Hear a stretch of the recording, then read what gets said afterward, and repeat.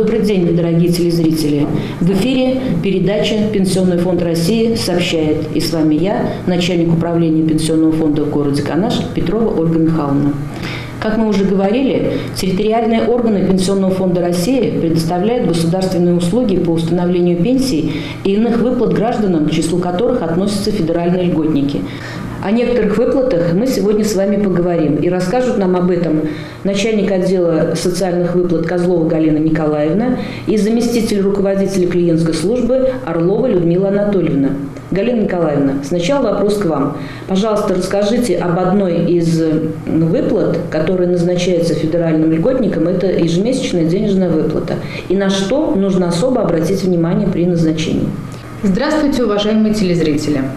Ежемесячная денежная выплата назначается со дня обращения за ней, и гражданин попадает в Федеральный регистр льготников.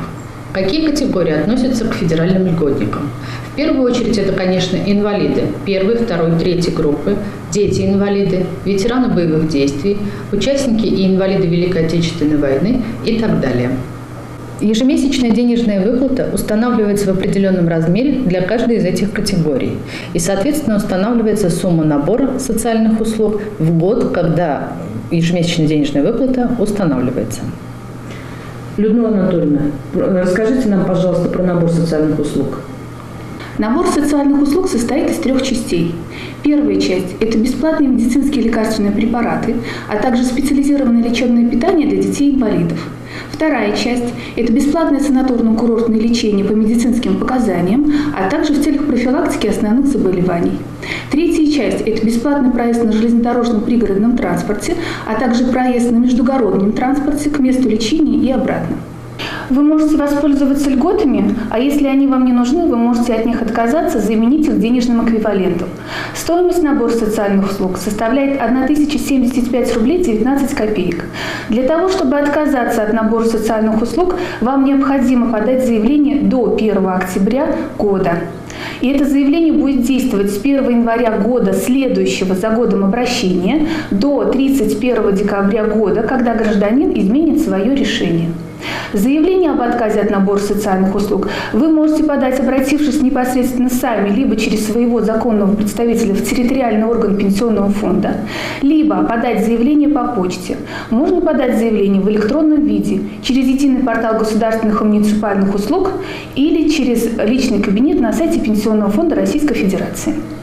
Внимание федеральных льготников! Ознакомиться с текущим состоянием своего набора социальных услуг вы можете непосредственно в территориальном органе Пенсионного фонда, либо в личном кабинете на сайте Пенсионного фонда.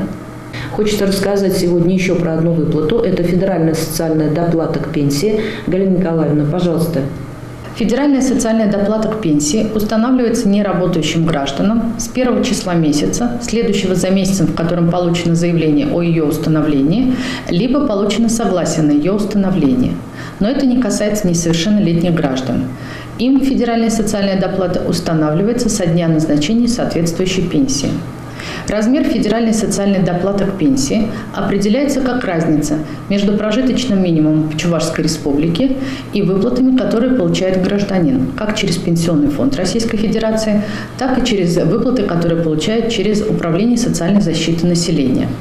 В том случае, если какая-то выплата меняется и размер федеральной социальной доплаты к пенсии. Например, при индексации пенсии увеличивается размер пенсии, уменьшается размер федеральной социальной доплаты.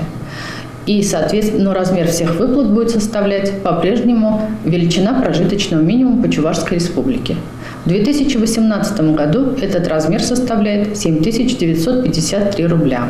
Как я уже говорила ранее, федеральная социальная доплата к пенсии устанавливается и выплачивается неработающим гражданам. В том случае, если гражданин устраивается на работу, это касается и несовершеннолетних граждан, которые устраиваются на оплачиваемую работу во время летних каникул, им необходимо подойти в пенсионный фонд и сообщить о данном факте. Выплата федеральной социальной доплаты будет приостановлена. По окончании работы гражданин приходит в пенсионный фонд с документами, подтверждающими факт увольнения, и выплата федеральной социальной доплаты к пенсии возобновляется. Спасибо. Хочется надеяться, что наши телезрители получили нужную информацию из сегодняшних ваших выступлений. А я хочу сделать акцент на 2 моментах. Первый момент – это то, что ежемесячная денежная выплата назначается со дня подачи заявления, а заявление об отказе набора социальных услуг должно быть подано до 1 октября.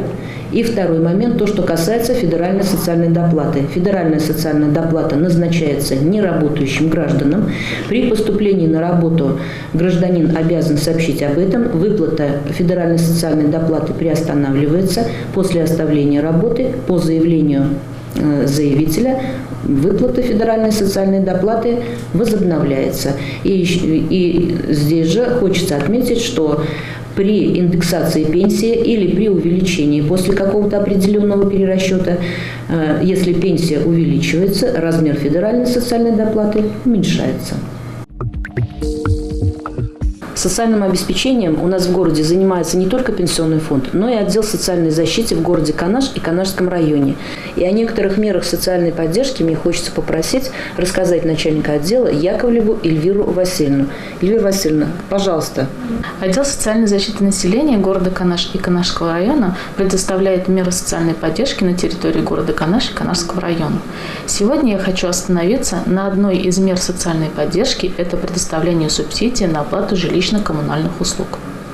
Субсидия на оплату жилищно-коммунальных услуг предоставляется гражданам, если их расходы на оплату жилищно-коммунальных услуг, которые рассчитаны исходя из республиканских стандартов нормативной площади жилья, используемые для расчета субсидий, и республиканских стандартов стоимости жилищно-коммунальных услуг, превышает максимально допустимую долю расходов в совокупном доходе семьи.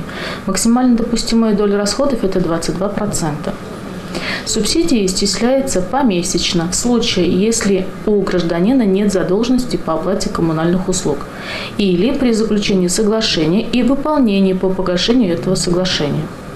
Согласно Жилищного кодекса, в структуру платы за жилое помещение и коммунальные услуги входят и взносы на капитальный ремонт для собственников многоквартирных домов.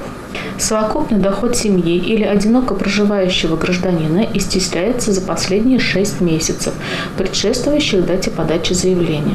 В настоящее время по Чувашской республике субсидии получили 16 800 семей на сумму 170 миллионов рублей. В том числе по городу Канаш и Канашскому району этой мерой социальной поддержки воспользовались 1208 семей. Средний размер по городу составил у нас 1251 рубль. Для того, чтобы обратиться за назначением субсидий на оплату жилищно-коммунальных услуг, можно обратиться через портал госуслуг, через многофункциональный центр или непосредственно в отдел социальной защиты, который находится в городе Канаш по улице Чкалова, дом 17. Эльвира Васильевна, скажите, пожалуйста, а где больше получателей субсидий, в городе или в районе? Получателей субсидий в городе у нас больше. В районе получает меньшее количество получателей. И я хочу обратить внимание сельских жителей, что они тоже могут воспользоваться данной мерой социальной поддержки. Спасибо, Эльвира Васильевна. Хочется обратить внимание телезрителей, что действительно вот меры социальной поддержки, то, что касается субсидий, важная очень мера. И то, что право на получение субсидии определяется в полгода один раз. Дорогие телезрители, на сегодня все. В следующей передаче мы с вами поговорим об общественных организациях, которые работают у нас в городе. Всего доброго, до свидания.